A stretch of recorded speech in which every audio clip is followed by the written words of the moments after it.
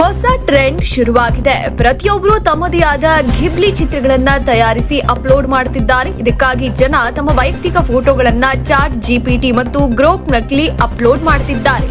ಆದ್ರೆ ನಿಮ್ಮ ಈ ಒಂದು ತಪ್ಪು ನಿಮಗೆ ತುಂಬಾ ದುಬಾರಿ ಆಗಬಹುದು ಅಂತ ನಿಮಗೆ ತಿಳಿದಿದ್ಯಾ? ಚಾಟ್ ಜಿಪಿಟಿ ನೋಡಿದ ನಂತರ Elon Musk AI chatbot Grok 3ಯಲ್ಲಿ ಗಿಬ್ಲಿ ಶೈಲಿಯ ಚಿತ್ರಗಳನ್ನ ರಚಿಸುವ ವೈಶಿಷ್ಟ್ಯವನ್ನ ಸಹ ಸೇರಿಸಿದ್ರು. ಆದ್ರೆ ಈ ಡಿಜಿಟಲ್ ಗೌಪ್ಯತೆಯ ಬಗ್ಗೆ ಕಳವಳ ಹೆಚ್ಚಾಗೋಕೆ ಪ್ರಾರಂಭಿಸಿವೆ. ಮಾಧ್ಯಮಗಳ ವರದಿ ಪ್ರಕಾರ ಓಪನ್ ಎಐ ಈ ಹೊಸ ಪ್ರವೃತ್ತಿಯ ನೆಪದಲ್ಲಿ ಸಾವಿರಾರು ಖಾಸಗಿ ಫೋಟೋಗಳನ್ನು ಸಂಗ್ರಹಿಸಿ ಎಐ ತರಬೇತಿಗಾಗಿ ಬಳಸಬಹುದೇ ಎಂಬ ಪ್ರಶ್ನೆಗಳನ್ನ ಸೈಬರ್ ತಜ್ಞರು ಎತ್ತುತ್ತಿದ್ದಾರೆ.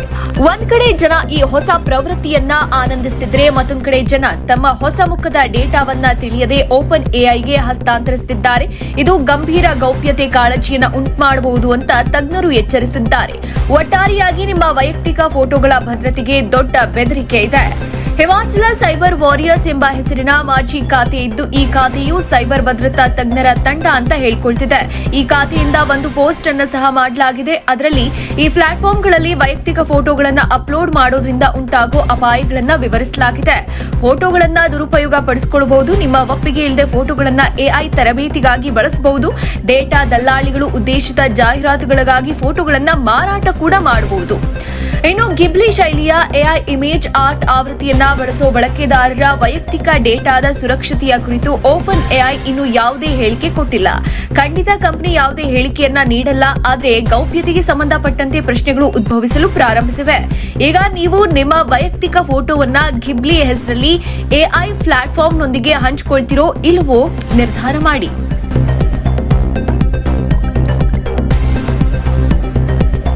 ಹೊಸ ಟ್ರೆಂಡ್ ಶುರುವಾಗಿದೆ. ಪ್ರತಿಯೊಬ್ಬರು ತಮ್ಮದೇ ಆದ ಘಿಬ್ಲಿ ಚಿತ್ರಗಳನ್ನ ತಯಾರಿಸಿ ಅಪ್ಲೋಡ್ ಮಾಡುತ್ತಿದ್ದಾರೆ. ಇದಕ್ಕಾಗಿ ಜನ ತಮ್ಮ ವೈಯಕ್ತಿಕ ಫೋಟೋಗಳನ್ನ ಚಾಟ್ ಜಿಪಿಟಿ ಮತ್ತು ಗ್ರೋಕ್ ನಕಲಿ ಅಪ್ಲೋಡ್ ಮಾಡುತ್ತಿದ್ದಾರೆ. ಆದ್ರೆ ನಿಮ್ಮ ಈ ಒಂದು ತಪ್ಪು ನಿಮಗೆ ತುಂಬಾ ದುಬಾರಿ ಆಗಬಹುದು ಅಂತ ನಿಮಗೆ ತಿಳಿದಿದ್ಯಾ? ಚಾಟ್ ಜಿಪಿಟಿ ನೋಡಿದ ನಂತರ Elon Musk AI chatbot Grok 3ಯಲ್ಲಿ ಗಿಬ್ಲಿ ಶೈಲಿಯ ಚಿತ್ರಗಳನ್ನ ರಚಿಸುವ ವೈಶಿಷ್ಟ್ಯವನ್ನ ಸಹ ಸೇರಿಸಿದ್ರು. ಆದ್ರೆ ಈ ಡಿಜಿಟಲ್ ಗೌಪ್ಯತೆಯ ಬಗ್ಗೆ ಕಳವಳ ಹೆಚ್ಚಾಗೋಕೆ ಪ್ರಾರಂಭಿಸಿವೆ. ಮಾಧ್ಯಮಗಳ ವರದಿ ಪ್ರಕಾರ ಓಪನ್ ಎಐ ಈ ಹೊಸ ಪ್ರವೃತ್ತಿಯ ನೆಪದಲ್ಲಿ ಸಾವಿರಾರು ಖಾಸಗಿ ಫೋಟೋಗಳನ್ನು ಸಂಗ್ರಹಿಸಿ ಎಐ ತರಬೇತಿಗಾಗಿ ಬಳಸಬಹುದೇ ಎಂಬ ಪ್ರಶ್ನೆಗಳನ್ನ ಸೈಬರ್ ತಜ್ಞರು ಎತ್ತುತ್ತಿದ್ದಾರೆ. ಒಂದ್ ಕಡೆ ಜನ ಈ ಹೊಸ ಪ್ರವೃತ್ತಿಯನ್ನ ಆನಂದಿಸುತ್ತಿದ್ರೆ, ಮತ್ತೊಂದ್ ಕಡೆ ಜನ ತಮ್ಮ ಹೊಸ ಮುಖದ ಡೇಟಾವನ್ನ ತಿಳಿಯದೆ ಓಪನ್ ಎಐಗೆ ಹಸ್ತಾಂತರಿಸುತ್ತಿದ್ದಾರೆ. ಇದು ಗಂಭೀರ ಗೌಪ್ಯತೆ ಕಾಳಜಿಯನ್ನ ಉಂಟುಮಾಡಬಹುದು ಅಂತ ತಜ್ಞರು ಎಚ್ಚರಿಸಿದ್ದಾರೆ.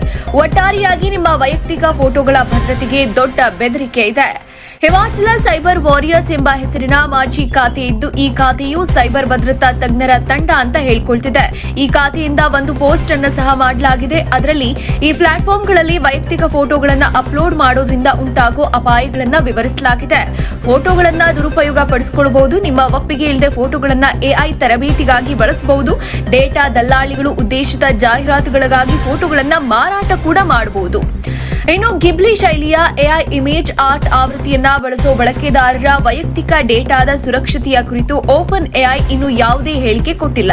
ಖಂಡಿತ ಕಂಪನಿ ಯಾವುದೇ ಹೇಳಿಕೆಯನ್ನ ನೀಡಲ್ಲ. ಆದ್ರೆ ಗೌಪ್ಯತೆಗೆ ಸಂಬಂಧಪಟ್ಟಂತೆ ಪ್ರಶ್ನೆಗಳು ಉದ್ಭವಿಸಲು ಪ್ರಾರಂಭಿಸಿವೆ. ಈಗ ನೀವು ನಿಮ್ಮ ವೈಯಕ್ತಿಕ ಫೋಟೋವನ್ನ ಗಿಬ್ಲಿ ಹೆಸರಲ್ಲಿ ಎಐ ಪ್ಲಾಟ್ಫಾರ್ಮ್ನೊಂದಿಗೆ ಹಂಚಿಕೊಳ್ತಿರೋ ಇಲ್ಲವೋ ನಿರ್ಧಾರ ಮಾಡಿ. ಮತ್ತಷ್ಟು ಸುದ್ದಿಗಳಿಗಾಗಿ ನೋಡ್ತಾ ಇರಿ ಪಬ್ಲಿಕ್ ನ್ಯೂಸ್ 24x7. ಇದು ಸತ್ಯದ ಧ್ವನಿ.